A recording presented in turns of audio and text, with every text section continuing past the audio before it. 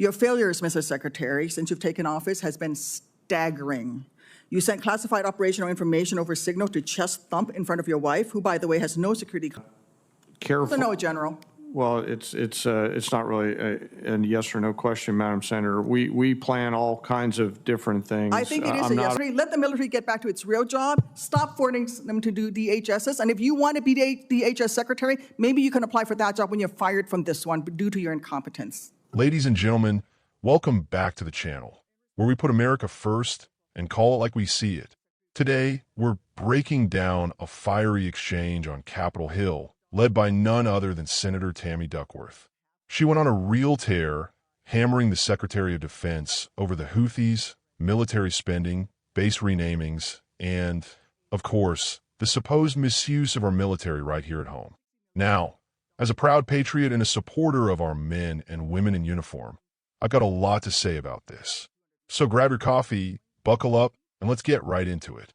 Senator Duckworth. Thank you, Mr. Chairman. In response to my colleague from Oklahoma, I believe the Secretary of Defense has just responded last week and admitted that the $1 billion mission that he led against the Houthis, who do not have a Navy, has not restored the transit of U.S. flag commercial vessels through the Red Sea, and in fact has resulted in the loss of 2 F-18 Hornets to the tune of $60 million apiece, as well as, I believe the last count was 7 Reaper drones to the tune of another $200 million. You are blowing through money like my fellow cadets and I did in our first Liberty after basic camp. Luckily, I didn't end up with a questionable tattoo. Your failures, Mr. Secretary, since you've taken office has been staggering. You sent classified operational information over Signal to chest thump in front of your wife, who, by the way, has no security clearance, risking service member lives in the process. You blew the $1 billion fight against the Houthis, whom, again, as my colleague says, has no Navy, and yet you lost all of those aircraft. You've created such a hostile command environment that no one wants to serve as your chief of staff or work with you in other senior DoD leadership roles.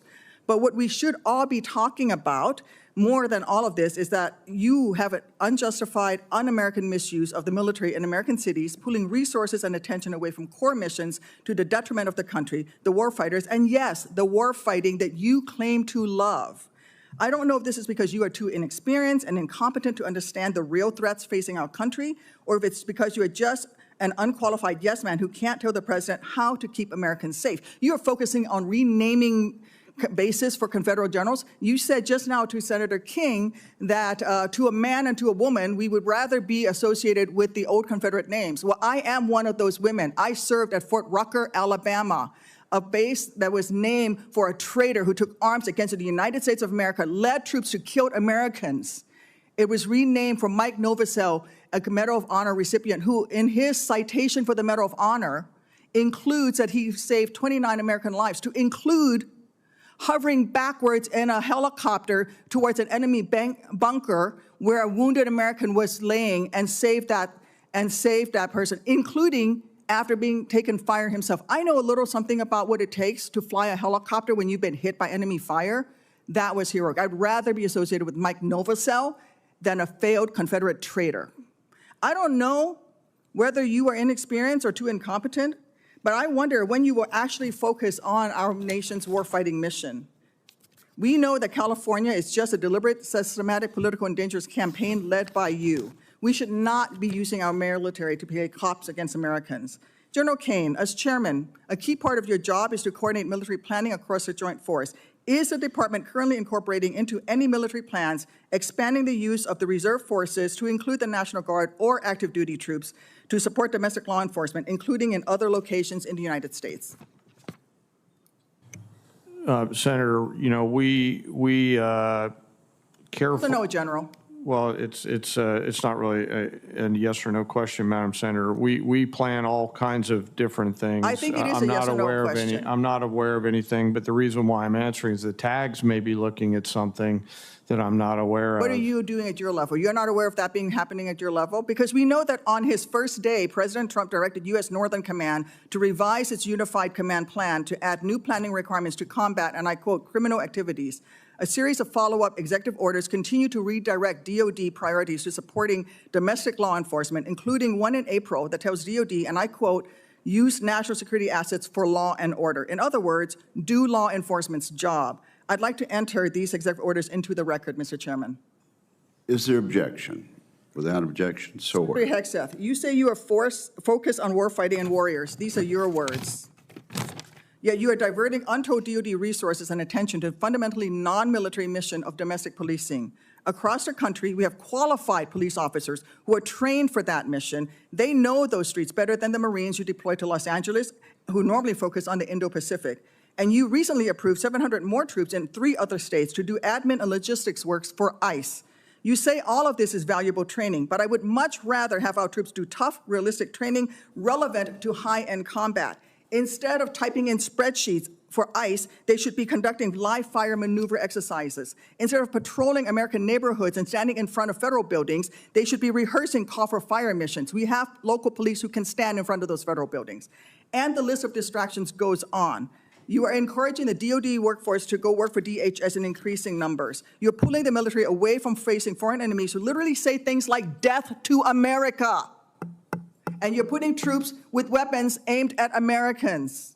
Mr. Secretary, let the military get back to its real job. Stop forcing them to do DHSs. And if you want to be DHS Secretary, maybe you can apply for that job when you're fired from this one due to your incompetence. First, let's set the stage.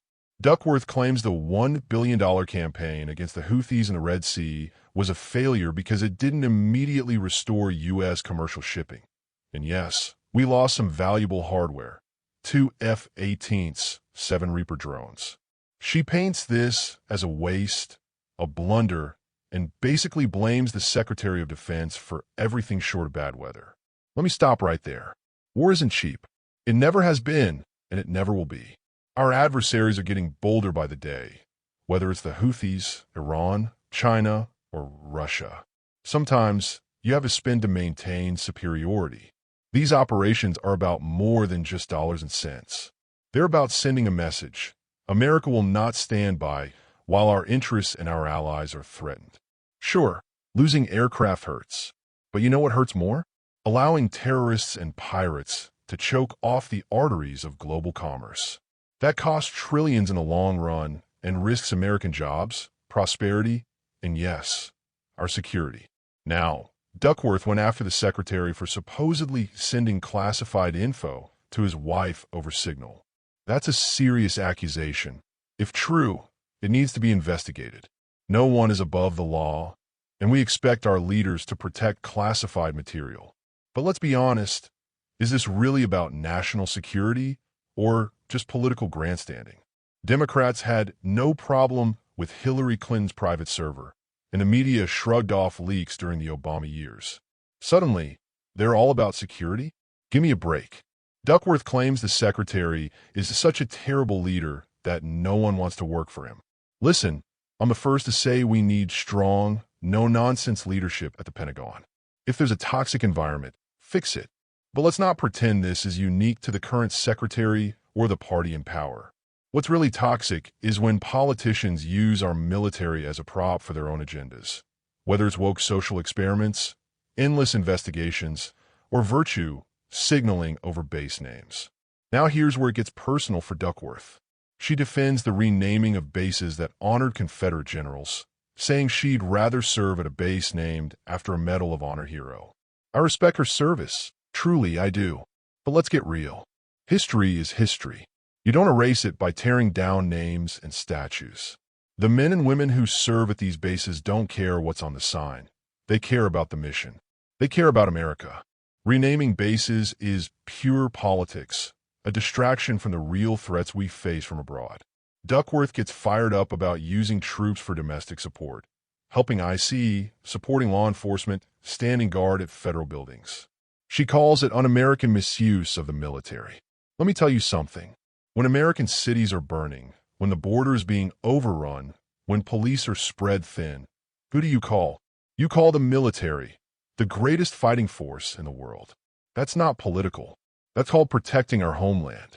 The Posse Comitatus Act is important.